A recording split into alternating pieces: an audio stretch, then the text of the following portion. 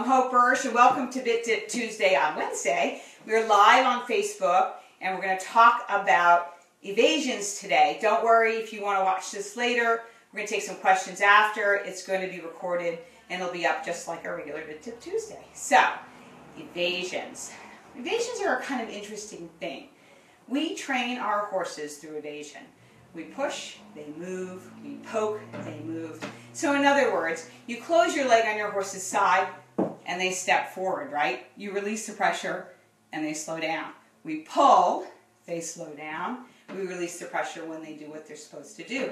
You could be in a stall and you put your hand on your horse and they step away. That's evading pressure.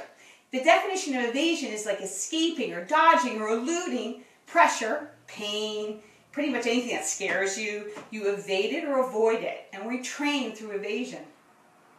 So why are we angry when our horses evade the bit? It doesn't make any sense. People complain to me all the time. My horse is evading his bit. We don't evade things that are comfortable.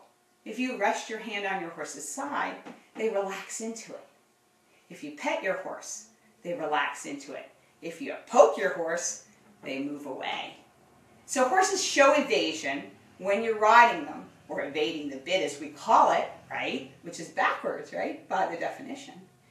By doing 5 basic evasions. One of them, which some horses choose to do, is head way up over the bit like a jumper. You're pulling, their head's up, they're looking up to the sky.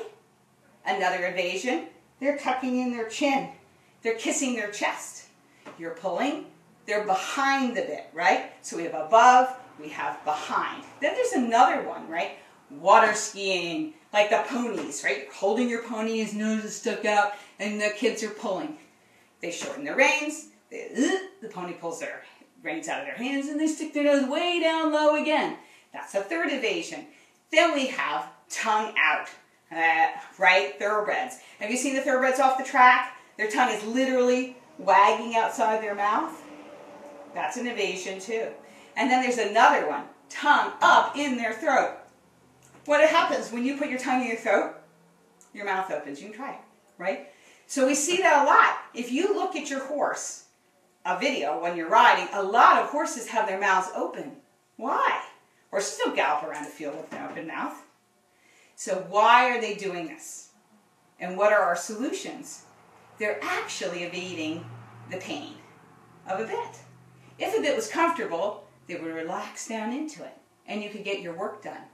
But instead, they're putting their head where it's comfortable, so you're getting a straight pull off their lips. And that's why they evade. We want them to evade into the bridle and be comfortable, and not evade out to show you they're in pain. So that's the basic 101 on evasion, and I'm hoping there are some questions out there. Amanda, do we have any questions? We have one. My horse likes to play with his bit. There are, I use rollers or keys. Oh, okay. So let me get this straight. There's a bit, the horse has a bit, and he makes that noise, chinky, chinky, chinky, chinky, chinky. Mm-hmm. Doesn't hold his head still, chinky, chinky, chinky, chinky.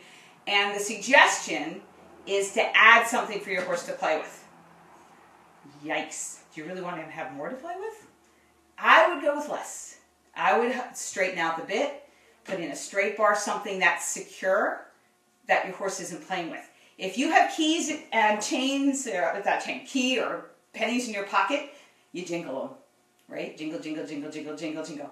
And that noise makes me crazy. But let me tell you, if you have a broken bit in your horse's mouth and they swallow, because horse pulls his tongue up to swallow and right back down, you're going to hear that noise each time they swallow. So that's not a bad noise, but that clinky, clinky, clinky would make me a crazy rider. Anything else?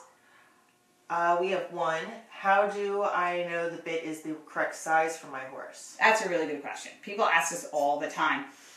Bits, especially broken bits, will drop in the middle in your horse's mouth.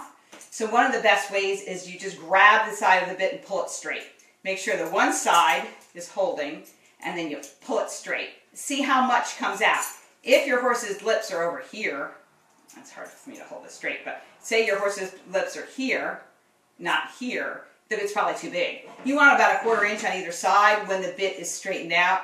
A bar bit will just stay put and it's easier to measure. Sometimes I tell people to get a wooden spoon from home, make a black mark on one side of the wooden spoon handle and stick it in your horse's mouth. Get a Sharpie marker and make another star. Then pull out that spoon and measure in between. That'll give you a really great size for your horse's mouth. What else? Anything else? How do I get the horse to evade into the bit? Well, I sort of said that before, right? Evading in. It's sort of a backwards way to say it. So really what I'm saying is make your horse comfortable in his bridle.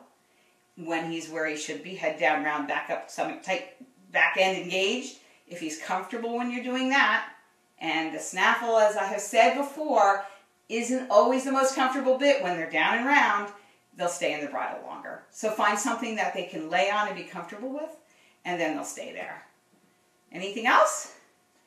I think that's it for today. That's it for today. Well, thank you all for tuning in. I really appreciate it, and we'll be back on Tuesday, next Tuesday, for Bit Tip Tuesday. And please be sure to send some more questions in, and I'll answer whatever I can to help you out. Be well. See you next week.